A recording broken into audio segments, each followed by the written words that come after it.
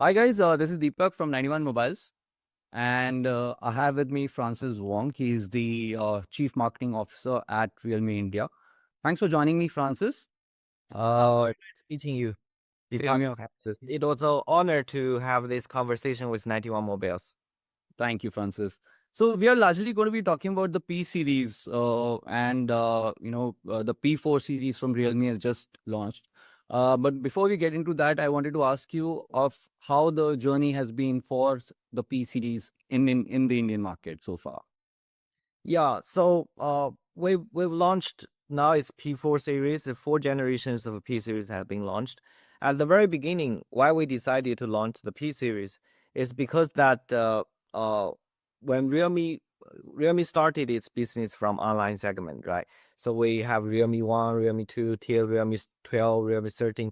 So a lot of those Realme number series was built based on the demand of the offline consumers, based on online consumers. Now, when Realme becomes a mainstream brand, we cannot define a product series only for the online segment. So we have to make sure number series meets the demands of both online and offline. So it goes as a mainstream product.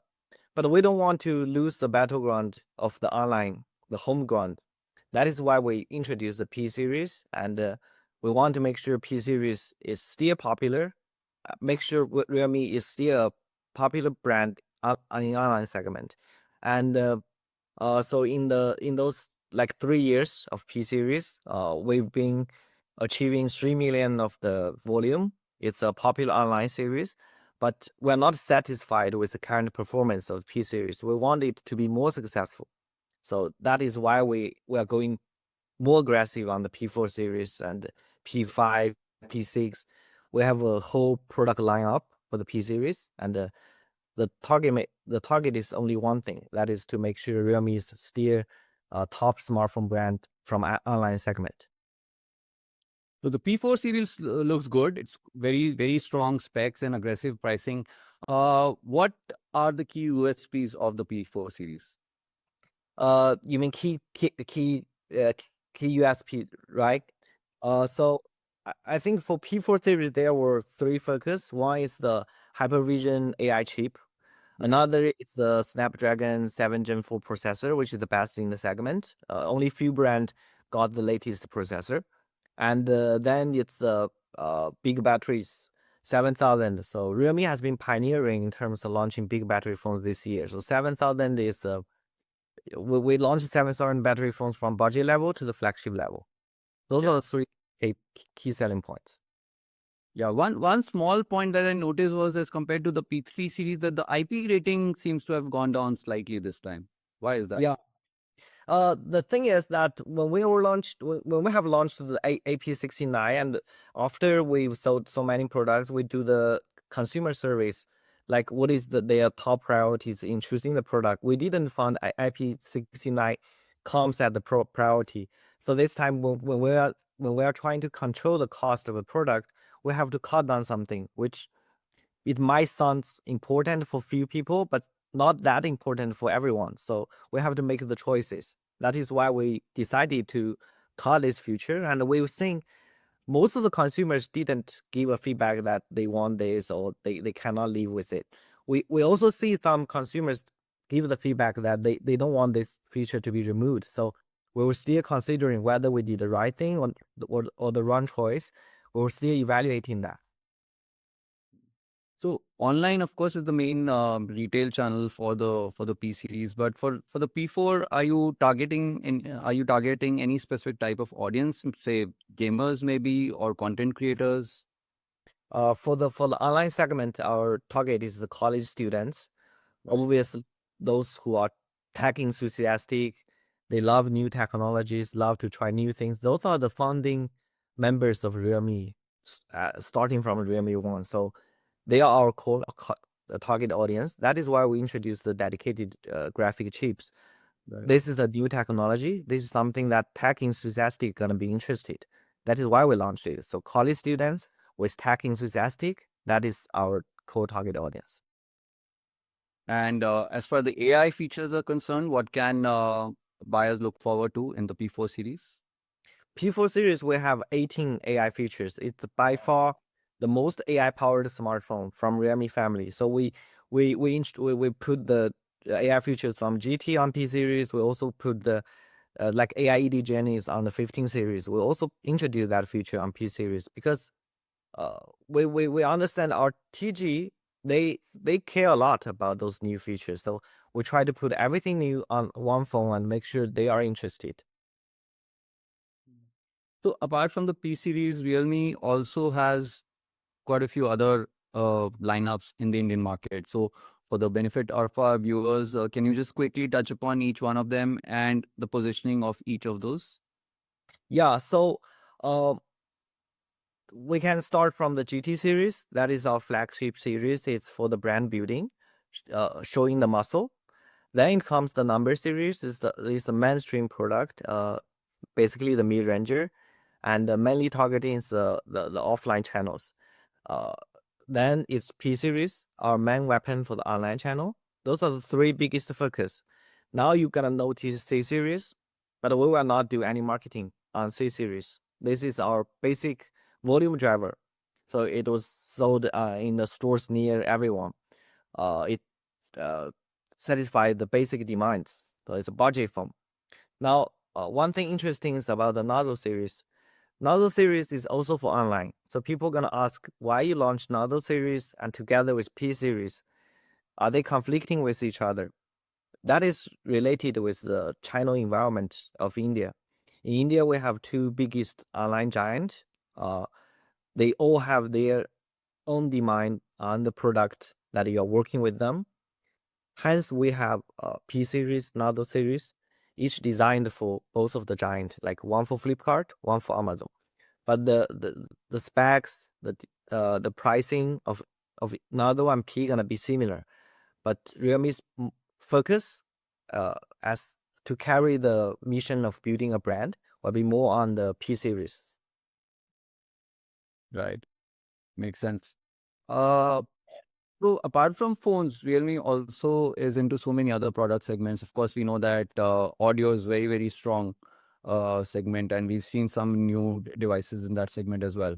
But apart from phones and audio, and Realme, had its name in many other product segments. Even in India, we've seen other product categories. So, what is the focus going to be on the non-smartphone category, specifically again from an India perspective? Uh, for India, in India we launched most of our IoT products globally. Our top priority is still on the audio segment because when we are launching IoT products, we think about the correlation with a smartphone. Like when users are buying a smartphone, what they buy together. We found out that most of the users, when they are buying some IoT together with their smartphone, audio is their first choice. That is why our first priority goes on audio. Then apart from the audio, our second priority is the smartwatch. So this year, we're trying to launch a new smartwatch in India. Right now, it's under testing. Some of our team members are already using it in India. So smartwatch, we used to be the top players in this area. In the last few years, we didn't pay too much attention on this area. So we want to pull that thing back. And the pad and several other things we also launch. But I think there were only two priorities for us, audio and smartwatch. Got it. Um, I think you had laptops and TV as well, but there's not much happening in those segments, if I'm correct. Yeah, I think that the biggest problem with TV and Laptop. the laptop is that um, it has to be built based on the volume. The volume has to be as big as your smartphone. Then you can have a healthy margin to survive in that market. Now, the problem is that Realme is very big in India, big in Southeast Asia, but not that big globally. So I think we are not to that level to maintain the health growth of smart TV and laptop. That is why we have been put a pause on these two segments. We know that the consumers have a lot of expectation on us to launch those segment back. we're gonna give it a bit of time.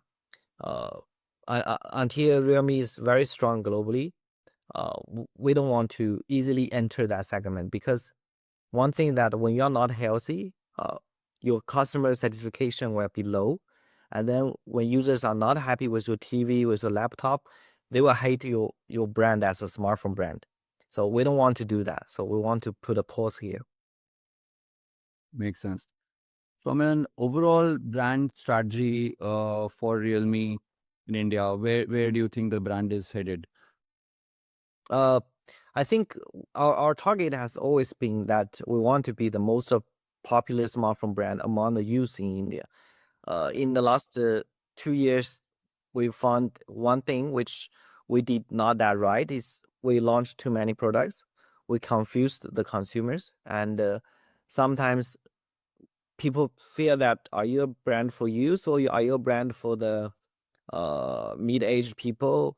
So people got confused, and our current priority is to streamline our product line, could reduce the number of launches, and make sure that every launch we do, we bring some new technology, and those tech enthusiastic college students, white collars, young people, the founding members of Realme, they should be back with us. Then we can talk about the next step. So first step should be re-establishing our brand image in India, and the youth-centric brand image, that, and India first priority, that should be our brand image. Got it. I think I agree there that too many model names and too many different models with small differences in terms of pricing and specs, that does tend to confuse consumers a bit. I mean, we review and test these devices ourselves, and we keep track of what's happening in the market, but it gets a bit confusing for us as well. Yeah, that's a problem I've also noticed. Yeah. And yeah, that is why I'm open to talk about those topics with different media. I'm also trying to express our voices to the outside, so that they better understand what Realme is currently focusing on, and what are the problems that we want to solve. So going forward, for the rest of the year at least, would it be right to say that there'll be fewer launches happening from Realme now? Fewer launches, and fewer launches and a more focused marketing promotion, and more youth-centric marketing promotion, and more localized content. That is what the consumers will expect. Got it. So Realme, I think, has been very strong in the affordable space, bringing in features which are usually available in higher price segments. It's things like faster charging, and higher IP ratings, big batteries you mentioned, and the P4 series is a good example of that as well.